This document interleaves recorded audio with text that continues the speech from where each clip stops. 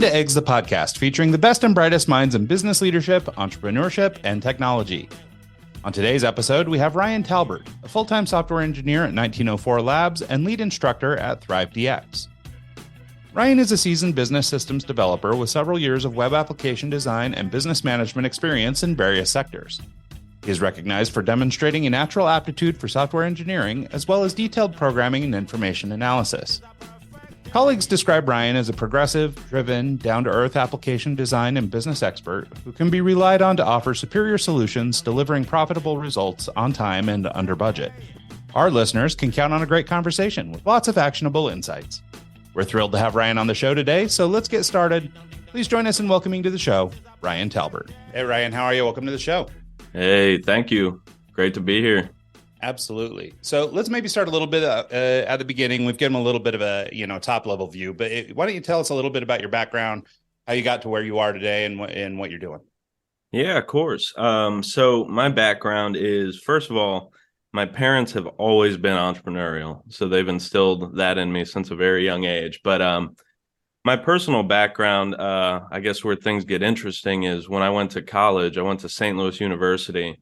I decided to join an entrepreneurship program, and I took the entrepreneurship program, created this business idea, and school ended. And, I was the first in the unemployment line, had nothing lined up because nobody's really hiring entrepreneurs per se. But I had this idea for an app called Herd Map.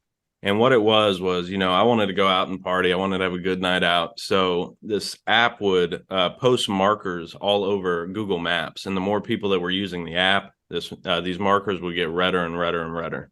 So if you were new to a town or something, you could go out bar hopping, stuff like that. So that is kind of what started my foray into software engineering. And it's kind of a crazy story, but I started this app. Had no kind of coding ability. I didn't even own a computer till I was probably about 24. Like that was after college. But I had this app going and I was shopping it around on Upwork. I think it was called Elance at the time. But wanted to get somebody to build this app. Was looking around. Ended up finding a guy. He built me an MVP, and I'm like, man, this is really some cool stuff. Like I like the tech world. I like doing this. And I think I was working at Home Depot at the time, just pushing carts, trying to figure out what my next thing was, trying to get this app off the ground. And one of my coworkers had, I believe it was a nephew who he said was like a real whiz at coding. So I ended up linking up with this guy and giving him money, building this app. And he ended up taking the money and running. Like he lived in, I found out he lived in Pakistan, which was crazy because I met him stateside. Like we met up several times, but I ended up pouring my life savings into this app. Pretty nutty. And he took me for everything I had. I ended up disappearing. I got a half-baked Android and iOS app. So I'm sitting there like, fuck, like just got screwed for my entire life savings, like huge depression. What am I going to do now? And I was like, you know what? If I teach myself how to code, if I really get good at this stuff, maybe I won't get screwed again. Maybe I can cut out the middleman. So that's kind of my story. That's kind of where things picked up, and that's how I ended up where I am now. So it's kind of like a weird revenge thing. You know what? I love this because it's almost identical to how I got into it. Really? I met a guy off of Craigslist from South Africa to help me build my app. And he ended up going back to South Africa, and it was a 2-year nightmare of getting an actual deliverable done. He finally came through with it. It was a PHP project, and it just, when we were talking initially, it turned out, we'll have it up in a month, and it turned into 2.5 years, and then finally got something that kind of worked. And after that, we shopped around on Upwork to get the rest of it done. So it's a very similar kind of pulling your hair out and then realizing, if I just teach myself this, then I don't have to deal with this third party kind of nonsense. So yeah. And you really know what? relate. I think a lot of people have experienced that, especially with the rise of like this freelancing culture. Like there's a lot of good people out there, a lot of people trying to take your money.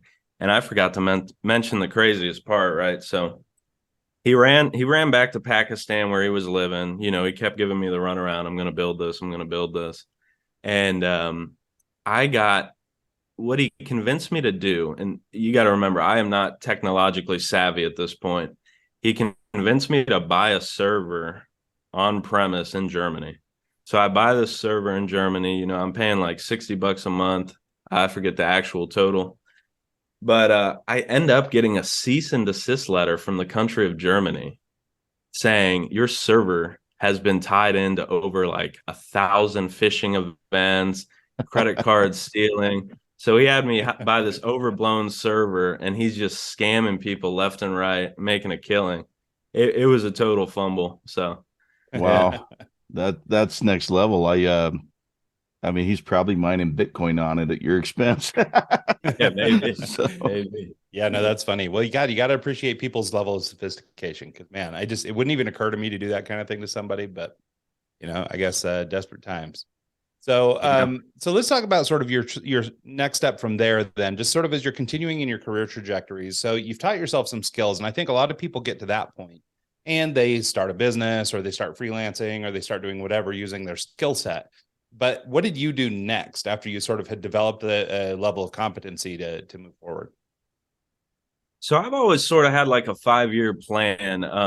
I've developed businesses on the side that I've really wanted to take off. I got one going on now called Mo Gas Tax Back. We can get into that in a little bit, but really, what I knew was like, if you're going to enter in a new field, you got to have some fancy footwork to pick up for the lost time where you're trying to break into something or do it. So really my goal was to get my first job. So that was one of the first things I did, was just, I learned this, I taught myself, I started applying to places. I got my first kind of big break into the coding world at this local startup in St. Louis. So that was pretty much my next step. But I was building stuff on the side the whole time too. so did Herd Map take off? Did it do okay, or was it kind of like a trial and error, and then you just moved on? Yeah, it was a lot of trial and error. I think when you're working with developers, especially when you're not super tech savvy, you got to have your vision laser focus, right? Because you're almost essentially spending money to test out different things, different features, things like that. So Herd Map did not end up working out for me at any big scale. I think I ended up with 40 paying businesses on it locally, but I was running into a chicken and egg problem. Like, what comes first, the users or the businesses willing to put you on the map and things like that. So unfortunately, I learned a lot, but that one did not really go many places. Well, it's interesting to hear about that though, because I think too about the process, right? I mean, if you're not particularly tech savvy, as it sounds like you weren't in the moment, I guess in my head, and maybe I'm just naive, but in my head, that I think that I think people are really smart, and I think that developers must have like a way of doing things, and there's a simple formula, I guess, for building an app or something like that. And just recently, I've found myself engaged with a startup, and I'm discovering that what I thought was very smooth and fluid is actually just like wild and all over the place, and nobody actually knows what they're doing. They're just all trying to solve problems. So I wonder if you could talk a little bit about just your process, or a little more about that process, in terms of just, I mean, what were your expectations going in? Did you think it was kind of an easy thing and it turned out to be a bigger deal? Or like what sort of, I guess, learnings did you walk away with? Yeah, are you talking about Herd Map specifically, or just like it could be Herd Maps, or just maybe app development as you start to grow? Yeah, so here's what I get. Like, I think I have a unique view on this because I am completely self-taught. Like, just whatever kind of scraps I could get, that's how I taught myself, right? No formal education in this. And a lot of times I still feel like an imposter, right? Even with like 16,000 followers, people following me for content and stuff. But the thing that always blew me away is like a lot of people getting into the journey kind of get stopped right at the starting line because they think of like coding or like just building apps or stuff like that as something that's like really difficult. Like they see it and they're like, that's not for me. But I've met so many people in this industry that like have no business being in it, and they're rock stars. Mm-hmm. Like they are incredible. Like one of this guy I actually met him on Upwork. He ended up mentoring me for a little bit. I'd pay him a couple $100. We'd do like, 4 times a month to meet or whatever. He lived in Egypt, right? And he was a dentist. And he said, I can't look at teeth anymore. I can't do it. Let me go into coding. And he is probably the best, just straight up coder I've ever met. And, technical skills wise, he's probably not the greatest, didn't grow up with a computer, stuff like that, but he's just so good at it. And I really think that anybody, if you want to do it, can do it.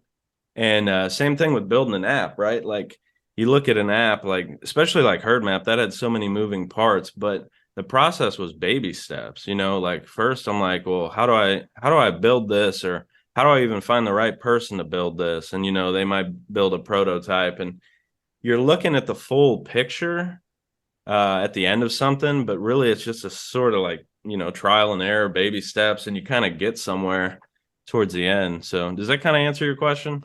Yeah, I think so. I poke at these insights because, I mean, first of all, I think you raised a really great point, which is I think a lot of people quit before they get started. Yeah. Because of what seems like complexity, and I guess really is complexity. A lot of people talk themselves out of it before actually entering the journey.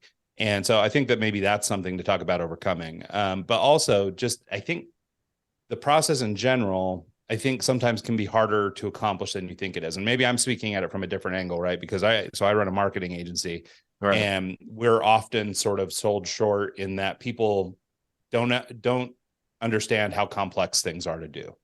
Right. So they go, oh, well, all I want to do is promote this thing, or all I want to do is sell more of this widget, or all I want to do is XYZ, whatever it is. And it's very easy to say, all I want to do is that, all I want is an app that shows where people are at in town, but when you sit down and actually have to break that into something actionable, or you actually have to try and work with a developer to solve these problems, like then you start to uncover the complexity. And so I think that, if we're going to make 2 points here, it's one, don't be afraid to step forward and actually take on the challenge. Like, this is stuff that people can learn, and with the right experts around you, you can do it. And then, maybe the second thing is, understand that it is going to be complex. So there's no reason to be afraid of it. Yep. And another point too is like the community, the software development community specifically is like pretty nutty. I've never seen anything quite like it. All the open source tools out there, all the people willing to put their code, all the people out there that are willing to give a helping hand. Now, any kind of problem you're running into, like Discord has groups for like specific coding things. It's really like an exercise in creativity, I think. And that's kind of what fascinates me about coding is like, I always joke around and say coding is the most human thing you can do, because you're typing on something a human built, talking in a language a human built. Like everything is sort of this like just human built thing, and it's just the environment and the people around doing it are so willing to give a helping hand. And things like Google, things like ChatGPT, things like Stack Overflow, all these different things you can really build some crazy stuff, right? Using other people's code and just kind of winging it. Yeah. I second that as far as the community of developers goes. Anytime I've kind of ran into an issue or a problem, I've literally jumped in the yellow pages or on Google and searched for software developers in my area, called them and said, hey, I'm in a boot camp and I have to get this project done tomorrow. Can you answer a question for me? And I had a 30-minute conversation with the guy back and forth, and he was able to troubleshoot some issues that I had. I jumped on Meetup, and I've got a couple of monthly groups that I'll attend, and specifically in JavaScript, and they're the salt of the earth, greatest people I've met. They're all, we don't even really talk about software. We talk about what's going on in our daily lives. And if we run into a bug, then I'll bring it up at the end of the conversation, and they always are there. It's great. I think it comes down to the fact that they've been through it themselves. And when you've gone through that process of trial and error and banging your head against the monitor for 3 hours, they understand how difficult it is, and if they can help, they usually will. So Yeah, absolutely. I was running into the problem with the app I'm running now. The state of Missouri is offering a refund on all the tax you pay for gases. So I made an app that uses artificial intelligence. You take a picture of your receipt, it gets all the information, and July 1st rolls around, you can get all that money back. And I was having the hardest time getting these local notifications to pop off. That's a notification that comes up on your phone, like saying like, hey, do this, and this, or whatever. The framework I was using was pretty complex and the documentation wasn't there. So kind of hitting my head against the wall. I go on Google, I find a guy out in London who wrote an article 3 years ago. I message him on LinkedIn. I'm like, hey man, I'm running into an issue. I'm following your article. I can't get it to work. He's like, I haven't touched this stuff in 3 years, dude, but I'll hop on a call with you right now. Look it over. And it's like, I mean, this dude's an engineer at Yelp, right? Like making good money, has no reason to help, anybody really. But it's like other industries, you don't get that. But that's one of the skills, like one of my core skills of like being a software engineer is like, you can tell where somebody's skill level is out by their willingness to ask for help. Because a lot of like when you're getting started, it's embarrassing. It's like somebody's going to know I don't know what I'm talking about. But as you go further along, like my one of my bosses told me this, it's like an accelerant. And that kind of like makes its way into all portions of your life. Like I used to be so afraid of asking for help, but since starting this career and really doing this, like, man, if I can get over the hump with your help in 3 minutes versus, 3 days, 3 months, 3 years, why not do it? I'll take the pride hit and really get over that hump and keep it moving. So that's one of the big things too, is like this community's taught me. So. Very true. I think that's really interesting. It's actually one of the things I think that is unique to, software or whatever, pick your programming.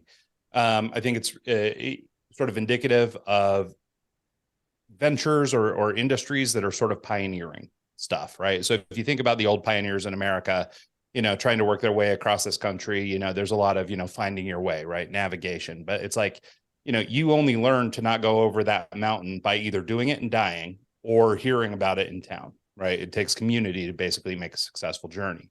Mm-hmm. And I think software development and, web development, whatever, like I say, pick your programming, I think is somewhat similar in that it's a constantly evolving world. No one person could possibly know it all. There's, and so I think the strength in a developer community is just that, right? It's that community. It's being able to talk to one another. And there is no expectation that you know how to do everything. It's like, I know how to get to X, but like, how do I move from X to Y? And I don't think that, or I think you're right that, people are very generous with their time and their ability, but I think that it's indicative of a field like that's somewhat pioneering. And so, but to sort of take that on to the next step. So I know a lot of the work that you do is with training and upskilling people and helping career switchers make the switch into JavaScript and other languages. And community, it seems like, might be one of those things that's great to know about or great to understand, just because if I'm 40 years old and I'm thinking about making the switch into tech at a later age and I'm intimidated and I'm held back, I think it's great to know that the community is actually there and will have my back, right? And so I wonder if, in your experience in coaching people or helping people make the move, I mean, how much of that conversation is around building a strong community and that sort of thing? I would say there's so many moving parts to, I mean, like you said, it's an ever-changing kind of landscape. And trying to stay ahead of the curve is like, that is the $1 million question, especially in this industry. But like, I think, if I'm mentoring somebody, especially in a group setting, it's so easy to say, hey, look, like these are your peers now, right? You're all graduating this boot camp or whatever. rely on each other for help or getting past things. But yeah, I'd say like that's 50% of the battle. If you got a good community behind you, I don't really think there's anything you couldn't build or come up with. Like, and I don't care what your IQ is or your intelligence. Like, if you got people sort of pushing you to do good, you're going to level up. And that's one of the things, like the current company I'm working at, I've wanted to work here for 7 years. It's called 1904 Labs, like you said in my intro. And one of the things that I didn't know kind of starting in this journey is like, first of all, any field you're in for mastery, it is a question of how fast can you fail and reiterate and keep learning. And one of the best ways to do that is to literally put yourself in an environment where you either swim or drown. And one of those things is like, okay, when you're coding on your own or learning this, it can be an isolating feeling, right? And you're learning, but you don't know, is this the correct path to go? But when you go to like a consulting firm, like my 1904 Labs is, I'm surrounded by this is probably one of the smartest companies in the Midwest. And I'm surrounded by 80 other people that, have been doing this. They're critically thinking. And you almost would have to be like brain dead to not level up an environment like that. Because just by being there, you're surrounded by people who, have a level of mastery that you don't. They're teaching you new things. You're putting up your code. They're reviewing it. They're either tearing it down or saying, I like this point.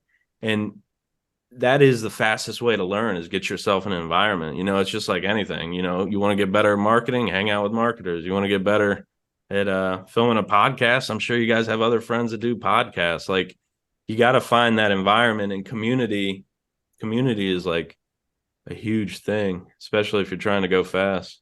So I have yet to get that first job. I went to a boot camp, and I've been kind of working on some projects on my own over the last year or so. And I can see how working in an environment like 1904 and having those peers around you can kind of eliminate the analysis paralysis kind of thing. For me, like at the end of the boot camp, the last thing we studied was Python and Django. And so that I went down this huge rabbit hole of learning Django and studying Python and parsing data with Beautiful Soup and all that stuff. And then I realized, I completely forgot everything about JavaScript and React and doing the front end, instead of using a template engine like Django. Now I'm trying to figure out how to do Next.js and then React, and you get on this, squirrel. Instead of focusing on one thing, I'm spending 2 months learning Tailwind CSS and then trying to figure out how to do all, it's like, I could see how working in a company environment and having these people who've kind of been through all these different tracks and learning this and that and know the best route already, essentially like a tour guide or your Sherpa taking you up Everest. That kind of seems like just the ability to have those coworkers around and have someone reviewing your code and telling you, hey, if you did it this way, your performance would be better or whatever. That is kind of invaluable. I think that first gig probably helped out a ton. Can you maybe talk about your first role, the first actual job you got, and coming from being self-taught and the first 6 months of working in a real world environment? Yeah, so my first job, it was an interesting role to say the least. It was a virtual video production company. So we would do virtual events like before it was cool. And I was actually working there before COVID broke out, and then it like really took off. But they didn't have really a tech guy at all. And I was kind of looking for my first job. putting feelers out there, trying to figure out the way. And we actually have a really cool program out here in St. Louis called Launch Code. I don't know if you guys have heard of it. And what it is like they'll take usually people that are trying to switch careers, and they will upskill them. It's a free boot camp basically, and they also offer job placement. So I was like, all right, maybe I'll take this boot camp. Tried to go through it, and they said, sorry, you know way too much. Like you just have a really high skill level at it already, and like we want to train people that are brand new to this. So I said, all right, but they let me know that they had a job placement like a job placement service too. So I put my resume in for that. And I ended up hearing back from a startup, that virtual events company, and I worked there, and I was the only tech guy. So I was a team of one, and they essentially had me rebuild their website and build landing pages for different virtual events they were going. So my first job was like, it wasn't like the classical training that most people teach, because I was teaching myself a lot on that job, because I was the only one. There was not really anyone to ask for questions. And when I started making a little bit of money, I even hired tutors here and there to help me with, I think their stack was like PHP and stuff like that. So it was a lot of building on my own, but it also taught me from sort of like really young in my career that like, okay, I can be a leader. I don't always have to play the second fiddle to somebody else, or, listen to the decisions without jumping in and giving my 2 cents. So that was kind of it was an interesting job, to say the least. There's a lot of stress, because I was like, man, how am I going to get this done? But that's also too one of those skills is like when you're put up against an insurmountable wall, or that error or that bug you don't think you're going to be able to pass, like how do you get past it? What is that process? And for me, like baby steps and just start typing. That's what I started doing, man. I start deleting, or I start typing something until something happens. Yeah. Like that. Yeah. Ahead, so I wonder, can we talk a little bit about, or get your take on anyway, sort of the virtues or non-virtues of being self-taught versus, maybe more of a traditional path. So I don't know. I mean, both Mike and I are big advocates for self-teaching. Neither of us have formal education in the things we do, although I guess Mike has some, but, and I probably have a little bit, over 20 years, but but nonetheless, largely self-taught. How did you find that your self-taughtedness contributed to or took away from your ability to find work doing it? I really think the ability to find work doesn't matter. That's sort of a nuanced question, I guess. I want to say it doesn't matter, right? Like if you have no formal education, I made it, but I have a business degree from college. So, maybe I do have a little bit of a bias there, or something I'm not seeing working for me. But if you are just like straight up doing this, maybe, you got your high school degree, not much else. It really comes down to, can you do the job? That's what they're looking at you for. And like when you're getting your first job, they're looking at you too, like, can you fit on a team? Are you coachable? Are you somebody that can take feedback? Are you, if I tell you, hey, this isn't the greatest piece of code you've ever written, are you going to go cry somewhere? Or are you going to say, hey, thanks for the advice, stuff like that. So I think a lot of the things that get overlooked, especially for getting your first job, are those soft skills, because a lot of people, whether you're self-taught or not, I mean, you can go on Udemy, you can go on YouTube. They have full courses to get you where you need to be skills-wise, that you can take. But I think a lot of people, I think the difference maker between being self-taught and, going to school is those soft skills of communication, how you work on a team, your willingness to learn. And even working, at this point, I've worked with, it's got to be hundreds of different people on this stuff, people I've been training or people I've just come in contact with.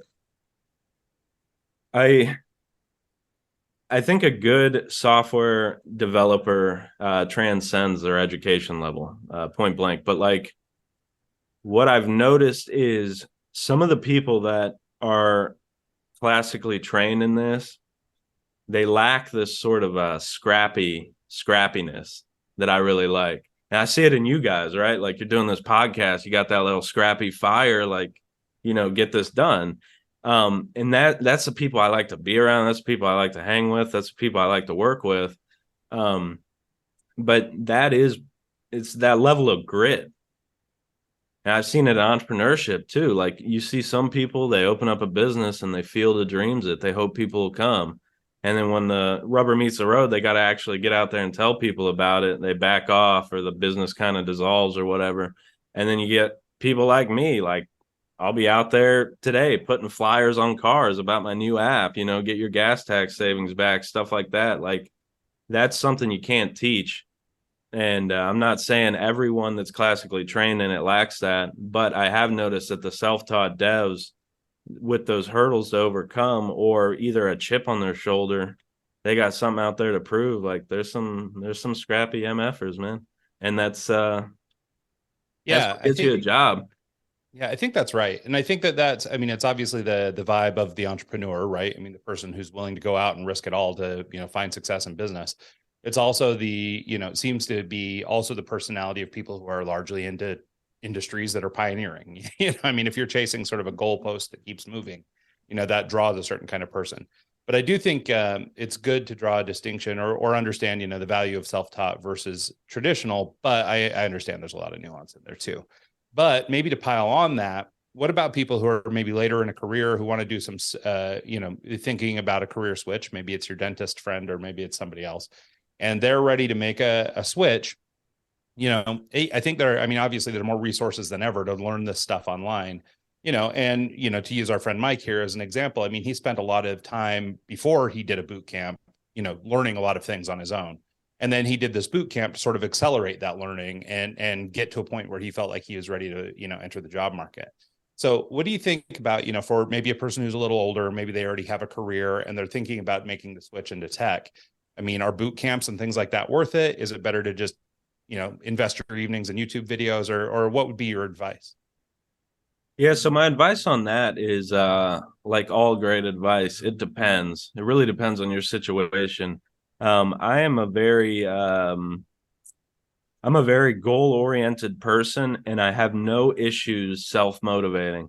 My mom would, since at the time I was in a crib, she would tell me, "You have blue eyes, you can do anything you want." So I thought I could grow up, do anything I wanted. So like that kind of stuff, if you're like me, I would say go at it on your own. I did it with the web developer boot camp, Colt Steele course on Udemy. I think I got it for $10 on sale. That's what I started with.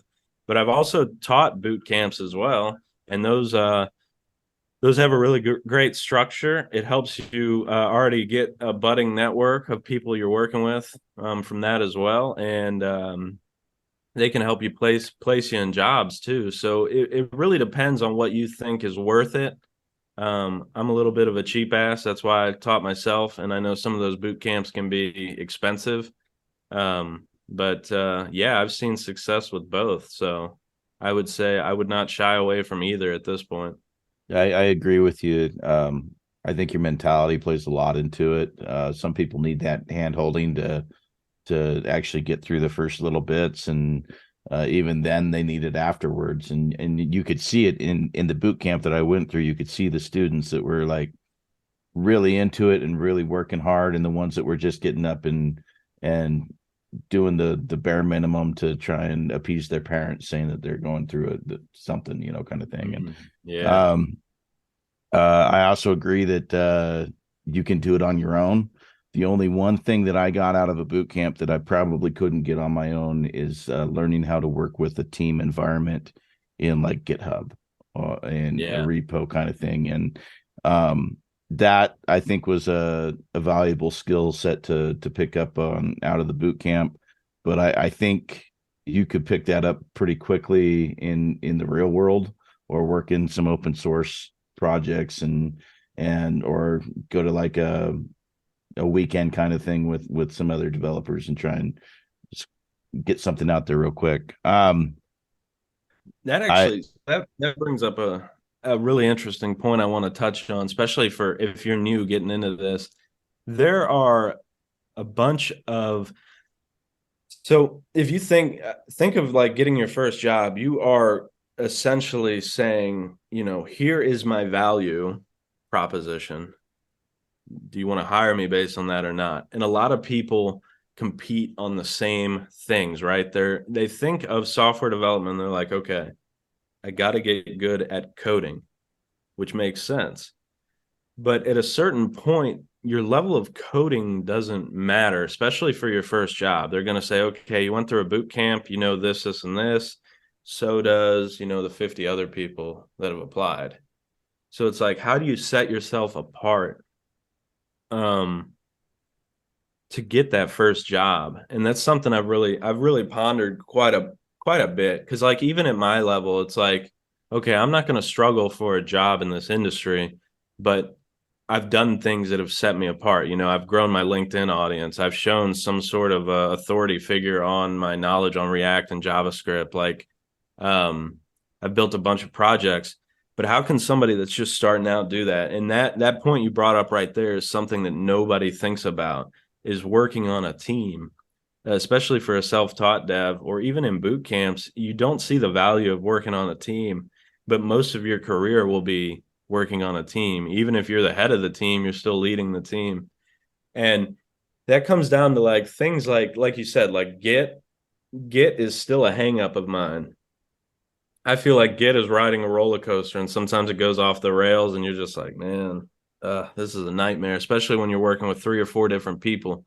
Things like GitHub, things like testing, writing tests.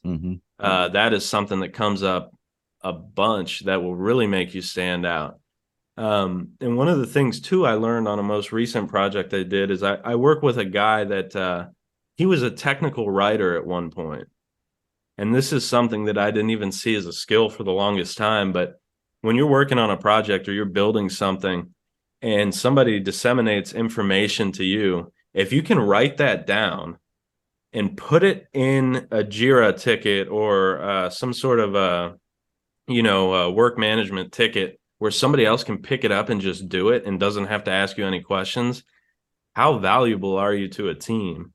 Like rock star value. And it's actually something that's so under the radar, you don't even think about it. But this guy, like, somebody would come up, we'd be working for a client and they say, hey, we need a feature that does this. And, previously it was like, all right, feature that does this, blah, blah, blah. Put it in. 2 weeks later, when you actually pick up that work to build it, somebody's reading it and they're like, okay, what the hell is this? Where do I start? Like, I don't know. And then they have to stop and they have to ask you.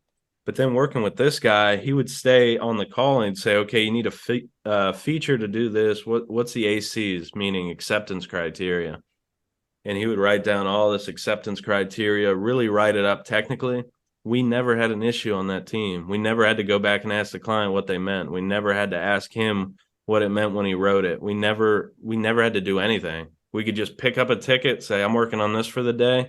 You wouldn't even have to hear from somebody, till the next morning stand up, and you'd know they'd be doing the right thing. It's just little things like that you miss until you actually get your first position, that stuff like that is worth its weight in gold, especially when you're working on a team.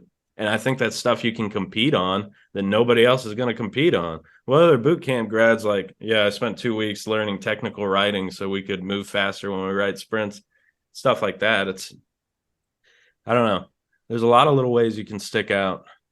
Yeah, no, that's a terrific insight though, because I mean, I think it's something that you wouldn't just glean as a self-taught person, especially. But I mean, if you're just, if you're not working on a team, or even if you're on a team that maybe doesn't have a guy like you're describing, it may not be, immediately obvious the value of that person. Right. And so I think that insight is huge, because I don't think it's the kind of thing you could just glean on your own. Yeah. So that's huge. And I imagine there are others. So if others occur to you, please pipe in with those, because I think that those are, would be really interesting insights, I think. So, and that maybe leads me into my next question about finding work in the first place. So I'm sure you see this, you're very active on LinkedIn. I've been involved in a couple conversations, mostly as it pertains to design side, but, UX designers, UI designers, people like this who are trying to find work. And I read these stories of woe of these, kids straight out of college, just graduated with their UI design degree. Now they're taking to LinkedIn and they're, getting on all the job boards and they're applying ad nauseum times 150 resumes a day or whatever, these insane numbers that people are putting up. And I tend to have the belief that I don't even know how effective these job boards really are. Like, I mean, it makes it feel like there's a lot of opportunity out there. And I think there really is, but I'm not sure, at least in my experience, I've never gotten a job that way.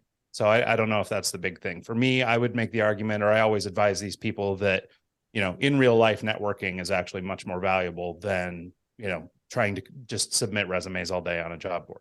But I wonder if you have an insight or a perspective. You probably move people into jobs a lot more often than I do. So maybe you have some ideas, like how do people find a job today? Man, I've seen so many different ways. Yeah, like I've seen people have success applying on LinkedIn. I've seen them have success applying, just cold applying on like ZipRecruiter, Indeed, Monster, stuff like that. I've seen a lot of networking, like, hey, this job just opened up, you'd be perfect. A lot of these nonprofits are getting started out to place you in jobs now, like Launch Code. That's how I got my first gig. And I think they're starting to become state countrywide, in the United States. So they're pretty handy.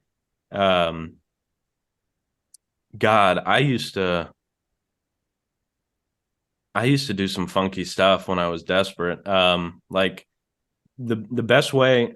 So here's what I always say too, and I want to make this point clear. Like, if you think of like, let's say baseball, we'll just take baseball. A major league pitcher stands on the mound and he throws that ball. All the mechanics that he's nailed down to get that ball, across to the person. They're just a set of skills, right, that they learn. And that's something that I see too with finding your first job, or just finding a job in general. Like, this transcends, coding. It's just finding a job in general. Every movement that you're making trying to get something to happen is like that pitcher throwing a baseball, right? You got to get every muscle in alignment. And a lot of people don't think of jobs like that. They think that, you've probably seen them. You've been on LinkedIn. It says, I need help. I need a job in the next week. I've sent out, 1,300 applications and been rejected on all of them. And I look at people like that, and while it's very sad, it's also usually, I've talked with quite a few people who have had posts like that, and I've mentored them. And they're people that really don't realize, like, getting your foot in the door somewhere is a skill. And there are individual 1% pieces that you can keep chunking and building on to really become better and better and better, like that pitcher, right? If your elbow's not right, bring it up, whatever. And when I see people like that, they're doing the same thing over and over and over again. They never stop and say, okay, this hasn't worked the 1,200 other times I've done it. Like, maybe something needs to change. And I think, like, the job boards, a lot of people have that sentiment that you do. Like, yeah, they don't work. But they do work, and they've worked for, the last 30 years, essentially. But you have to go about it a special way. And the things that, like, people don't realize is that resume you're sending out, that is the most important initial step, right? Because when somebody doesn't see you or know anything about you and you have to do it cold, all they have to go off of is that piece of paper. So that's the first step I like to take, is make sure that piece of paper is rock solid.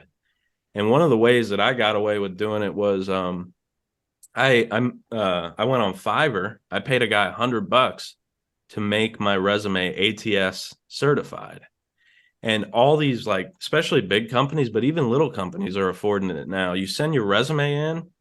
If you don't have the right keywords, you could be the perfect applicant. That robot's putting you in the discard pile. You're never getting to see a human.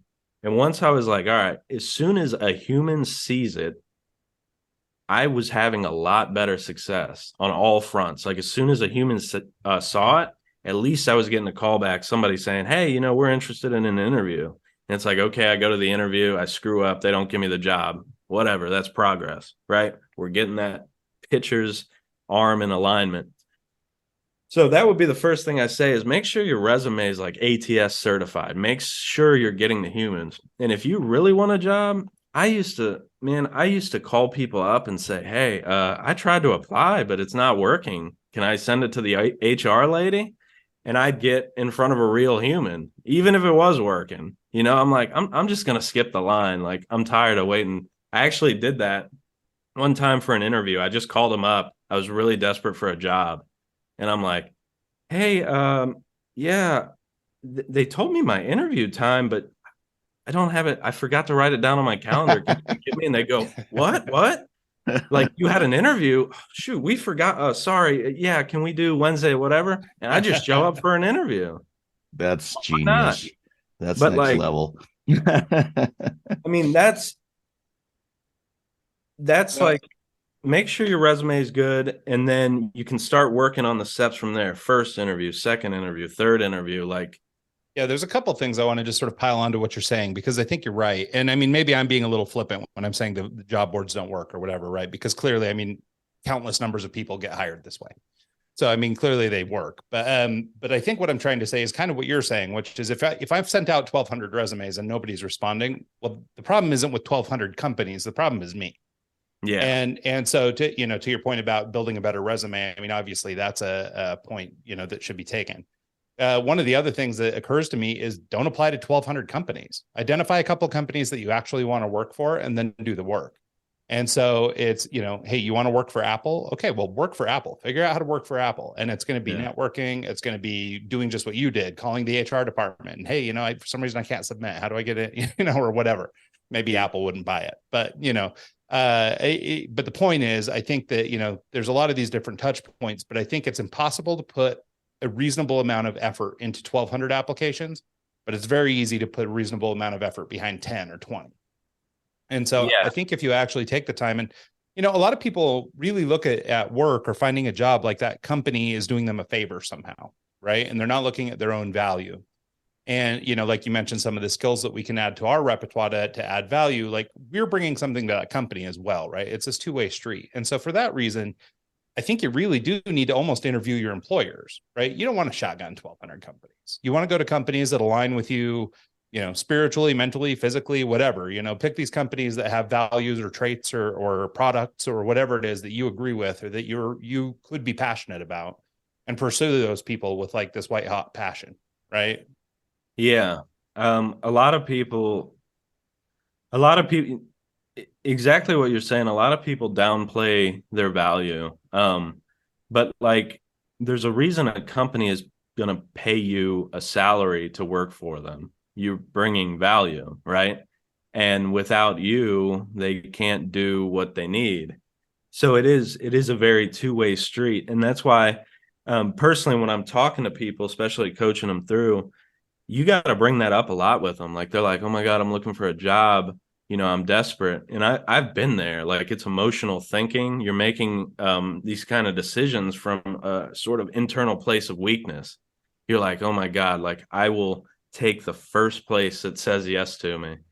But it's not a good strategy. And a lot of people, when I'm mentoring them or coaching them, it's like, you go into that interview and you're interviewing them, right? Like, you want to know why you should work here. And the old joke is like, you're telling them how great you are. They're trying to tell you how great the company is to work there. Well, make them prove it. Make them sell it on why you should work there. And I almost approach these interviews with like sort of a questioning mentality. Like, okay, I'm interested, but I'm not sold. What do you guys do here? Is it going to be a good environment? Because I've seen a lot of companies, like, especially when you're getting started, it probably won't be your forever home. If you strike gold on the first one, congrats to you. But a lot of them, sometimes you're going to have to go through a couple companies to find one that you really want to work for. So yeah, I totally agree with that. And you see it too, as these tech companies. I mean, more and more of these, application processes have a step in there for sort of trying to determine some sort of cultural fit. Are you going to be a fit in the company? Yeah. And so, so to that end, use that to your advantage to say, hey, are they a fit for me? Like, I mean, they're trying to make sure I'm going to fit their mold, whatever they've got going on. But does their mold actually fit, or am I trying to contort myself into it? In which case, I'm going to be wildly uncomfortable the whole time I work. If I were a hiring manager and I asked someone, "Do you have any questions for us?" and they say, "No, I'm good," that would almost be a red flag for me, because they, like, you want them to ask questions about the company. You want them to, have a desire to learn more about the company before you just spraying, praying resumes out there and, "Nah, I'm good," and move on to the next one. Yeah, of course. Do your research, figure out a little bit about the company, and figure out if it's a good fit for you, because I don't want to go through the hiring process, bring you on board, and have you flake out 2 weeks later. You know what I mean? So yeah. Well, to that end, it's very costly, right? I mean, for these companies to spend a lot of time on you. So I wanted to ask you just quickly, we've got about 10 minutes to go. What is your thought on sort of I hear people talk about the sort of modern state of work, which is this concept of sort of job hopping for improvement, right? This exists in my industry, in the advertising industry. It didn't used to so much, but maybe in the last 10 to 15 years, it's really become prominent, which is, every time you want a title change, you basically switch companies, right? So if I want to move up in this company or move up professionally, I want to go from associate creative director to creative director, I'm going to have to move companies. I'm going to have to find another opportunity. And so you see this with a lot of companies, who are, or, I guess the value of loyalty doesn't seem to carry as much weight as it once did. So I wonder if you have any perspectives on this sort of job hopping movement, or if it pays to stay, or what your thoughts are. Yeah. So I actually made a post on this, but I am pro job hopping. A job hop your heart out, because a lot of I'm not going to say all of them. 1904 Labs has treated me incredibly. It's the best place I've ever worked. But a lot of companies see you as a number or a statistic, in my point of view, right? Like, my dad's 82. He's got a very different opinion on this. He goes, "Ryan, you've job hop a lot. Like, they're going to see that on your resume and think something about you and not hire you." And I have job hopped a lot. I'm not going to lie to you, but I've never had an issue getting a new job. And I think the modern economy is almost set up to favor people that do that now. And to the point I want to make is, one of my first bosses, when I broke into this industry, he would go chain smoke and walk around the building. And, we would go on these little talks. He'd be like, "Talbert, come on, we're going for a walk." And I remember he was sitting there chain smoking, and he would just shoot off these one-liners to me. And one of them was, "Never ask for a raise, just switch jobs."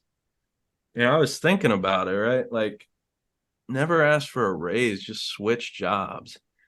And that year, right, I think it was during COVID, they told us how great we had done, how like big of a family we were, how big we pulled everything together. And I got a 1% raise. So with the rate of inflation yearly, I was actually making less money after the raise than I was before.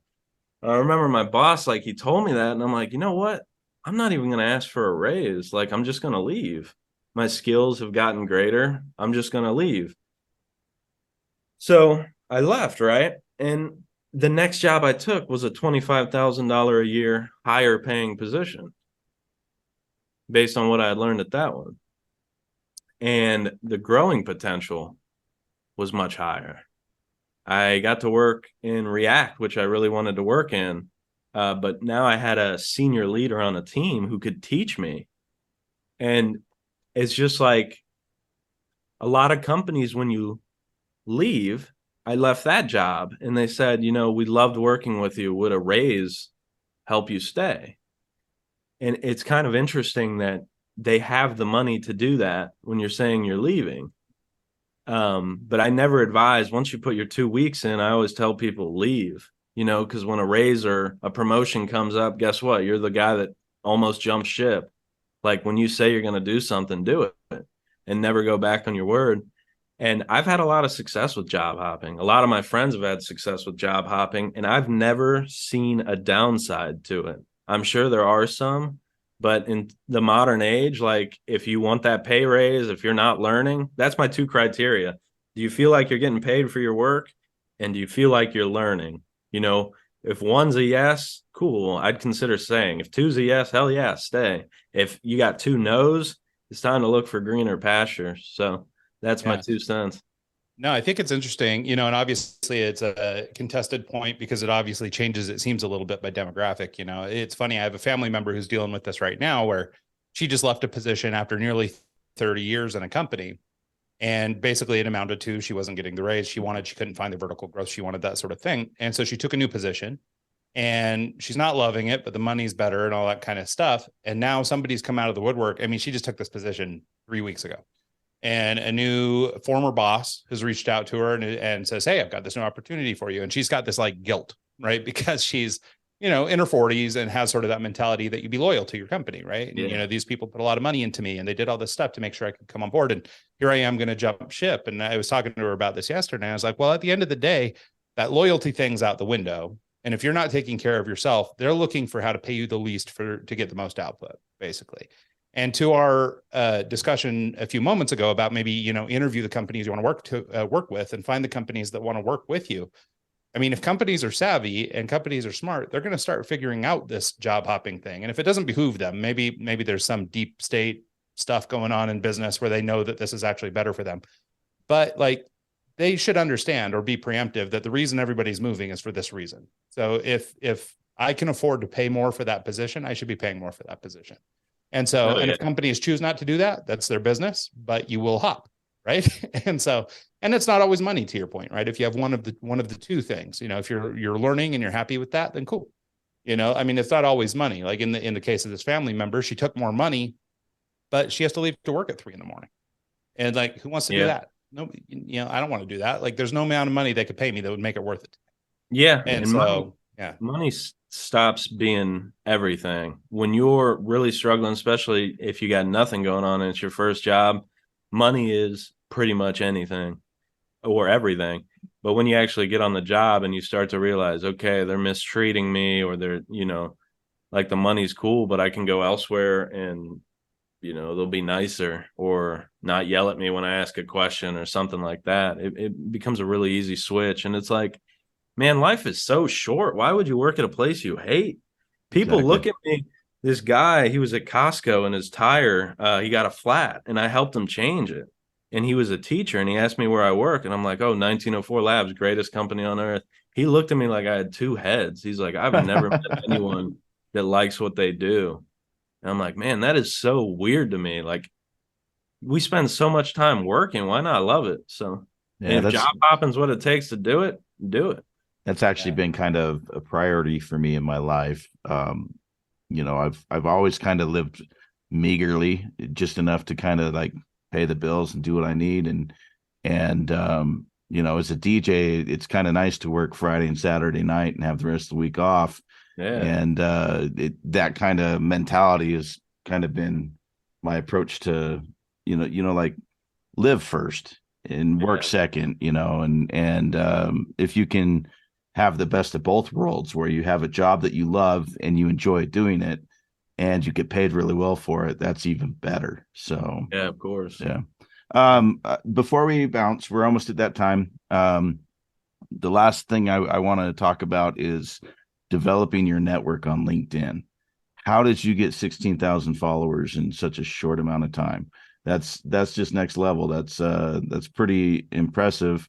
And I think it's consistency and quality of posts and discussion that builds that fast. Can you maybe break that down for us? For sure. I remember I was sitting at work one day and I'm like, man, I need a new goal. I start to get depressed if I don't have a goal. And I was like, all right, why don't I shoot for 10,000 followers on LinkedIn? Why not? It seems like one of the easiest platforms to get started on. So I was like, all right, I'm going to post daily. That's one thing you can't skimp out on, post daily. But the thing too was like, just let go, like post some stuff. Man, some of it'll be good, some of it will be bad. And the crazy thing is, I've gotten more likes on my bad posts or people telling me it was wrong. The engagement is insane, man. Like, if you post a video with a wrong answer, people go crazy over that, share everything. You just get more and more followers. But like, it's really about like, just pick a niche, make your bio about it. Like I said, when you come to my page, it says I teach career switchers JavaScript. That's it. Make your bio about it and then stick to that lane. Just post about it, one thing a day. And you start to learn headlines that are kind of, you know, some are more inflammatory than others. Some make you click on it. Some people pass up on them. So you learn as you go along, but just pick something you feel like you're an expert in, start posting about it. And yeah, it's one of those things. There's no magic bullet, but it is hard to keep somebody down that is posting daily about stuff.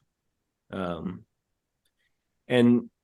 my other thing is never, maybe not never apologize, but like when you post something, just stick to it. Like a lot of people are following you because of your personality, you know, and to have a personality, you have to have some people that absolutely love your content and some people that hate it.